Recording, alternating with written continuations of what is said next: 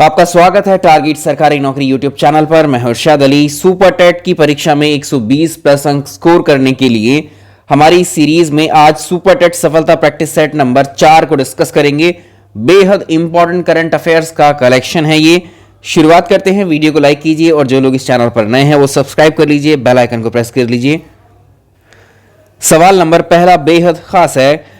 Kashmir coverage के लिए निम्न में से किसको 2020 का प्रसिद्ध पुलित्जर पुरस्कार दिया गया है?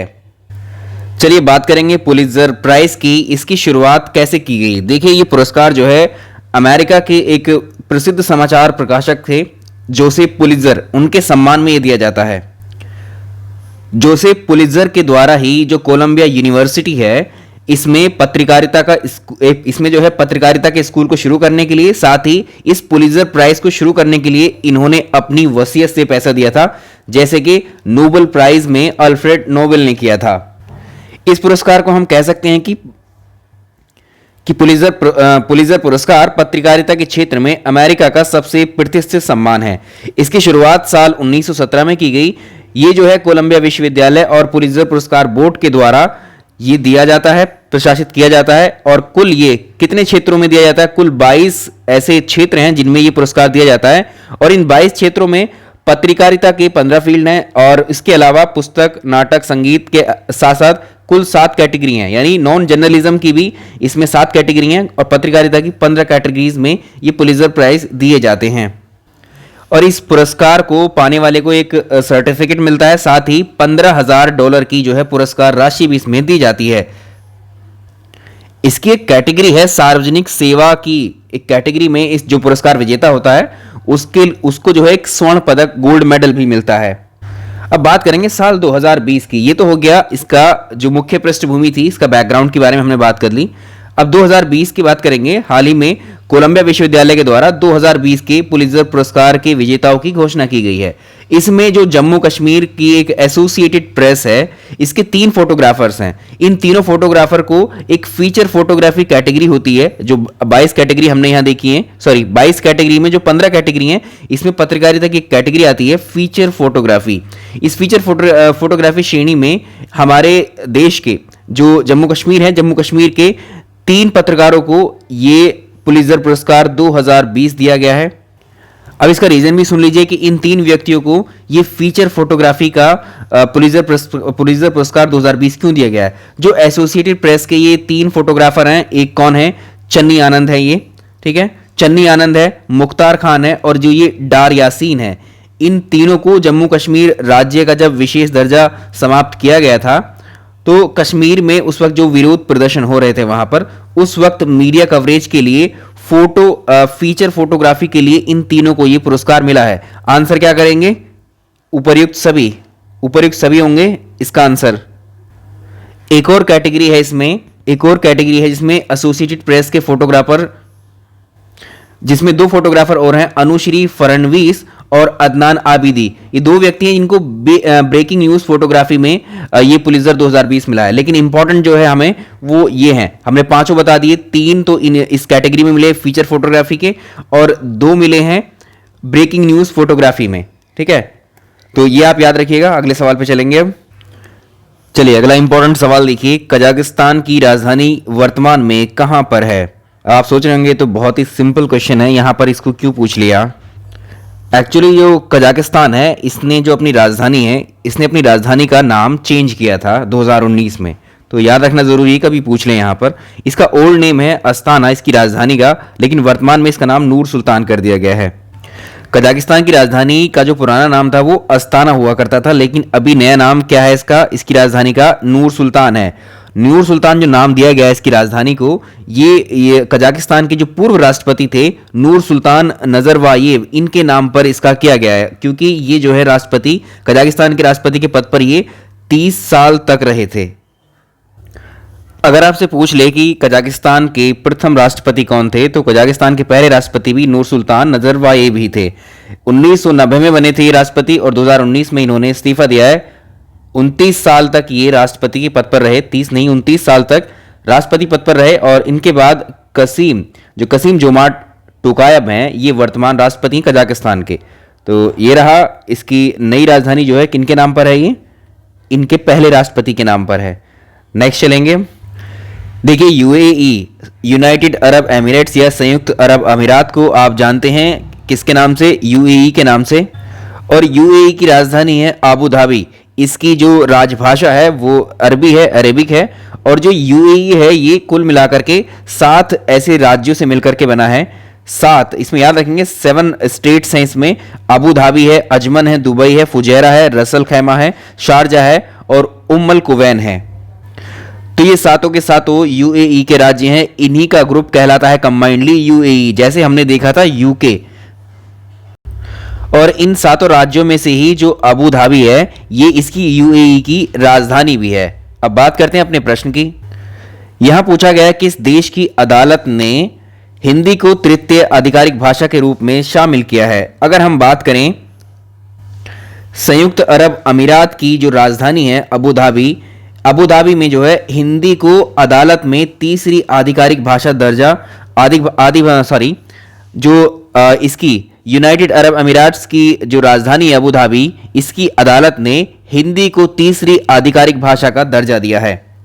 इससे पहले जो अदालत की आधिकारिक भाषा हुआ करती थी अरबी, अंग्रेजी और अरबी के बाद में ये तीसरी भाषा होगी हिंदी, जो इस देश की अदालतों में यूज की जाएगी।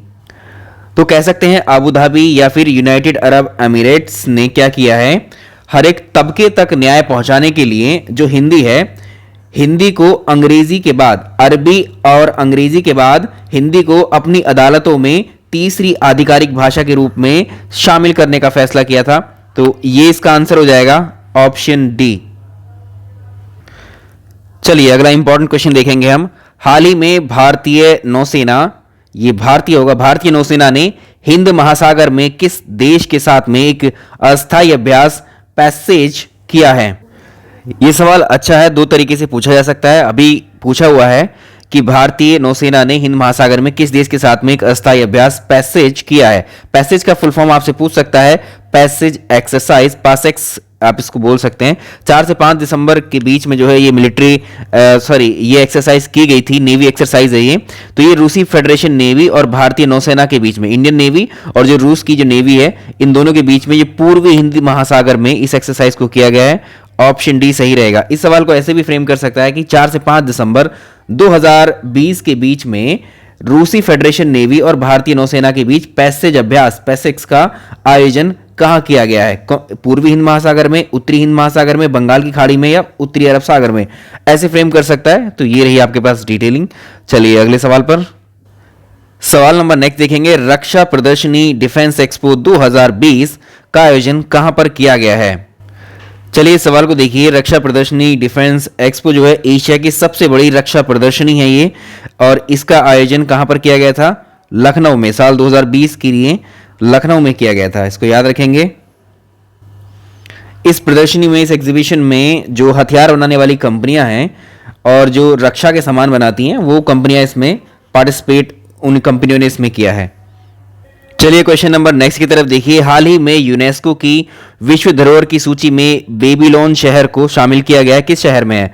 करंट तो ये 2019 का है, लेकिन क्वेश्चन पूछ लिए जाते हैं इस तरह के आपसे, क्योंकि कुछ सिलेक्टेड साइट्स ही होती हैं जो यूनेस्को की विश्व धरोहर सूची में शामिल होती हैं। कुछ भारत के अलग अलग देशों की जो पुरानी विरासतें रही होती हैं, जो कल्चर रही होती है वहां की, जैसे हमारे यहाँ सिंधु सभ्यता है, उस तरह की सभ्यताओं में से कुछ शहर को ऐसे चुना जाता है इन हेरिटेज लिस्ट में।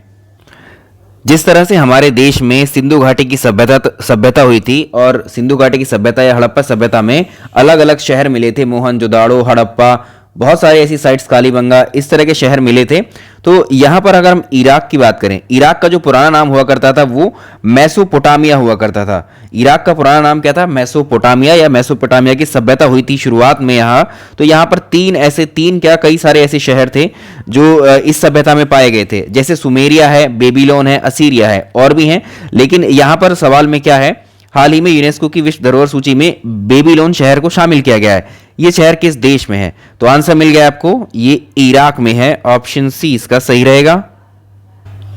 तो मेसोपोटामिया की सभ्यता कहां पर हुई थी, आंसर होगा इराक में। बेबीलोन कहां पर है, इराक में। सुमेरिया कहां, इराक। ये सब इस मेसोपोटामिया सभ्यता के ही ये साइट्स हुआ करते थे, शहर हुआ करते थे। चलिए अगला इंपॉर्टेंट क्वेश्चन देखेंगे। यूनेस्को के द्वारा किस शहर को क्रिएटिव सिटी ऑफ गैस्ट्रोनॉमी का खिताब दिया? ये भी 2019 का ही है। अगर आपसे पूछे कुल कितने शहर शामिल किए गए थे इसमें भारत के, तो इसमें याद रखिएगा यूनेस्को ने भारत में मुंबई और हैदराबाद को शामिल करते हुए कुल 66 शहरों को जो है 66 सिटीज को जो है रचनात्मक शहरों के नेटवर्क में शामिल किया था। इसमें मुंबई की अगर हम बात करें तो इसमें अगर हम बात करें मुंबई को क्या हुआ, क्रिएटिव सिटी ऑफ फिल्म्स का जो है इसमें टाइटल मिला था, और हैदराबाद को क्रिएटिव सिटी ऑफ गैस्ट्रोनॉमी। तो इसमें जो पूछा है वो क्रिएटिव सिटी ऑफ गैस्ट्रोनॉमी पूछा है, तो ये आंसर हो जाएगा हैदराबाद। अगला सवाल देखेंगे। ईज ऑफ डूइंग बिजनेस 2020 के तहत राज्यों की जो रैंकिंग है इसमें प्रथम स्थान किस राज्य को मिला है? ये सवाल हम अपने पिछले सेट्स में डिस्कस कर चुके हैं, इसको याद रखिएगा। अगर इसकी बात करें आंध्र प्रदेश है ये, तो इसमें ऑप्शन सी है आंध्र प्रदेश। आंध्र प्रदेश तीसरी बार जो है इसमें टॉप पर रहा है ease of doing annual business ranking में, तो इसका आंसर हो गया ऑप्शन सी। सवाल नंबर नेक्स्ट देखेंगे। केंद्रीय मंत्रिमंडल की नियुक्ति समिति ने किसको नाबार्ड का नया अध्यक्ष नियुक्त करने की मंजूरी दी है? नाबार्ड के बारे में हम बात कर रहे हैं, तो नाबार्ड की अगर हम बात करें, ये कृषि के क्षेत्र में भारत का सबसे शीर्ष बैंक है, तो इसको याद रखिएगा। इसकी फुल फॉर्म पूछ लेता है नेशनल बैंक फॉर, बैंक है ये, ठीक है, national bank for agriculture and rural development. कृषि के क्षेत्र में जितनी भी योजनाएं होंगी और साथ ही रूरल डेवलपमेंट के क्षेत्र के एरिया में ये कार्य करती है नाबार्ड। नाबार्ड का हेडक्वार्टर कहाँ है? मुंबई है। इसकी स्थापना वर्ष कई बार परीक्षा में पूछा हुआ है, 12 जुलाई 1982, और वर्तमान में जो इसके अध्यक्ष हैं वो है गोविंदा राजुलू चिंटाला। तो ऑप्शन हो जाएगा इसका डी आंसर सही है। चलिए इंपॉर्टेंट क्वेश्चन है ये भी, सितंबर 2020 का है ये, करंट अफेयर इसी साल का है। दुनिया का पहला सीएनजी टर्मिनल भारत के किस शहर में स्थापित किया जाएगा? अब ये दुनिया का पहला है तो इंपॉर्टेंट है। इसकी स्थापना जो गुजरात के मुख्यमंत्री विजय रूपानी ने जो है अनाउंसमेंट की थी कि भावनगर, ऑप्शन बी, जो ये भावनगर है, भावनगर दुनिया का पहला कंप्रेस्ड नेचुरल गैस यानी सीएनजी टर्मिनल बनेगा। सीएनजी का full form compressed natural gas terminal कौन है दुनिया का पहला? भावनगर में बनने जा रहा है कहां पर? ये गुजरात स्टेट में है, ठीक है, स्टेट का नाम पूछे गुजरात और जगह भावनगर। क्वेश्चन नंबर नेक्स्ट देखिए। विश्व का पहला अनुसंधान आधारित जो आर्टिफिशियल इंटेलिजेंस यानी एआई विश्वविद्यालय किस देश में निर्मित किया जाएगा? विश्व का पहला है, तो क्वेश्चन भले ही 2019 में ये करंट बना हो, लेकिन ये प्रश्न आगे पूछा जाता रहेगा, ठीक है। तो 17 अक्टूबर 2019 को आबू धाबी, अभी डिस्कस किया था हमने, कहाँ है ये? यूएई में, संयुक्त अरब अमीरात में विश्व के पहले रिसर्च बेस्ड आर्टिफिशियल इंटेलिजेंस विश्वविद्यालय की स्थापना की जाने की घोषणा की है। तो ये यूनिवर्सिटी जो है यूएई में बनेगी। इसका नाम होगा, इस यूनिवर्सिटी का नाम भी पूछ सकता है, मोहम्मद बिन जायद यूनिवर्सिटी ऑफ आर्टिफिशियल इंटेलिजेंस यानी MBZUAI, इस यूनिवर्सिटी का ये नाम होगा। इसकी खास बात यह है कि विश्व में अपनी तरह का पहला ये ग्रेजुएशन लेवल का जो है रिसर्च बेस्ड आर्टिफिशियल यूनिवर्सिटी होगी ये। तो आज के इस प्रैक्टिस सेट में इतने ही क्वेश्चंस को हम डिस्कस करेंगे। वीडियो पसंद आया तो लाइक कीजिएगा। कल के प्रैक्टिस सेट में हम डिस्कस कर रहे थे, हमने डिस्कस किया था प्लस पोलियो अभियान। एक्चुअली फ्लो में ये पता नहीं लगा कि उसको प्लस बोला गया है पल्स, तो एक्चुअली वो है पल्स, ठीक है, उसको याद रखिएगा, पल्स पोलियो अभियान है वो। एक दो लोगों का उसमें कमेंट आया था तो मैंने चेक किया तब कि हाँ वो प्लस बोला गया है, प्लस नहीं है, वो पल्स पोलियो अभियान है। एक्चुअली फ्लो में पता नहीं लगा, उसके लिए माफी, और जिन्होंने बताया उसके लिए शुक्रिया। चलिए, थैंक यू सो मच।